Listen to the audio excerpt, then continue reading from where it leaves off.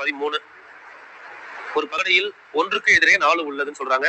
1ஓட ஆப்போசிட்ல 4 கன்ஃபார்ம். அடுத்து 2க்கு எதிரே 5, 2ஓட ஆப்போசிட்ல 5ன்னு சொல்லிட்டாங்க. மிச்சம் இல்லாத நம்பர் என்ன இருக்கு? 3ம் 6ம் இருக்கு. அப்ப கண்டிப்பா இது 2 தான் எப்படி இருக்கும்? ஆப்போசிட்டா இருக்கும். நிறைய பண்ணியாச்சு. இப்ப செக் பண்ணுங்க.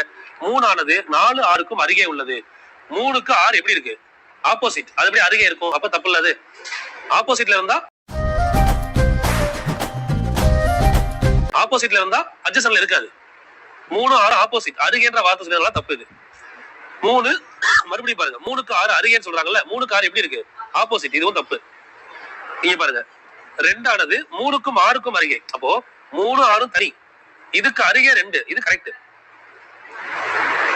1 ஆனது 1 மற்றும் 4 மற்றும் 6க்கு அருகேன்னு சொல்றாங்க. 1 4க்கு எப்படி அருகே வரும்? 1க்கு 4 எப்படி இருக்கு? ஆப்போசிட்ல இருக்கு. சோ இது தப்பு.